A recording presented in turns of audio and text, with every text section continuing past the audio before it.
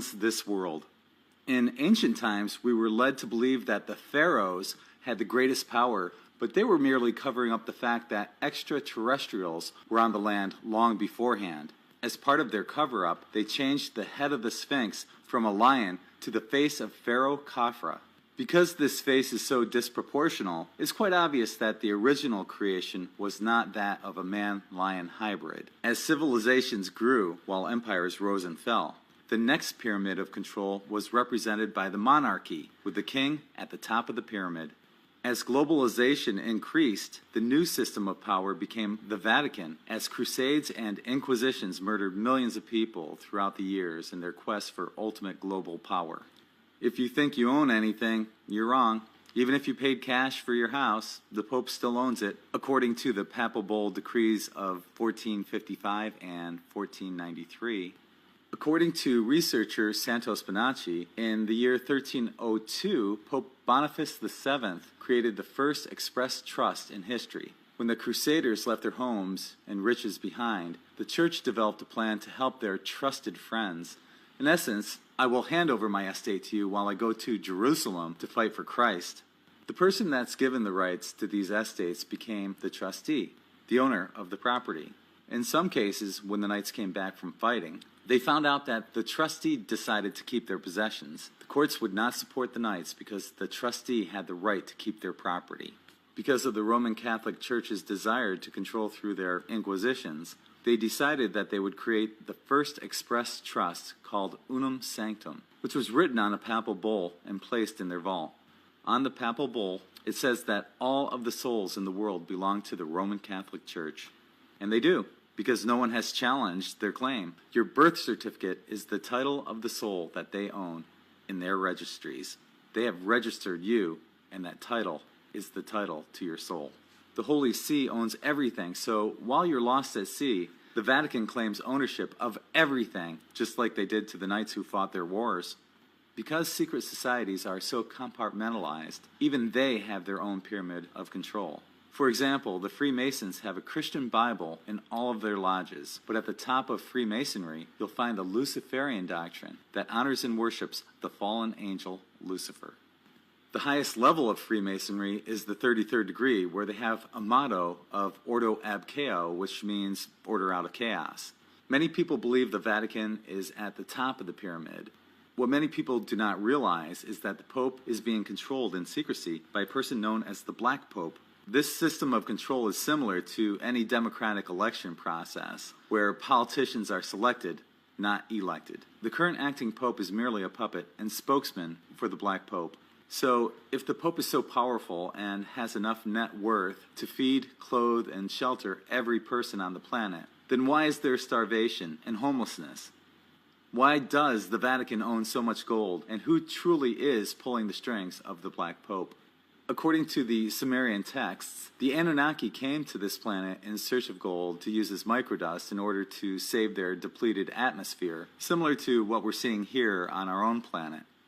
At first, they used their own lineage to mine the gold on this planet, but eventually, they decided it would be easier to genetically manipulate the existing species of man on Earth to mine gold for them. This explains why gold is considered such a valuable asset on our planet. It also explains why the Vatican has so much of it, because they're simply answering to their overlords, the Anunnaki. So, who's above the Pope? Lower-level malevolent extraterrestrials such as the reptilians and Dracos have their hands in all facets of our society. We even see how the overlords protect their buildings with gargoyles and how the reptilian is prominent in ancient symbolism. So who's above the reptilians and Dracos? The Anunnaki are the Draco and reptilian overlords, yet just like those competing for the ultimate power on this planet, these factions are battling themselves as well. In alchemy, there's a saying, as above, so below. Our planet has been in total peace for only 8% of our recorded history. So, if as above, so below applies, then there are numerous wars going on in the heavens above. It once again boils down to power and control. Just like on our planet, the malevolent extraterrestrials use fear as their source for control as well. It's become obvious that this planet is being terraformed for one of these malevolent factions. With their need for gold and through the use of advanced technology, the Anunnaki are above the reptilians and Dracos. But who's above them?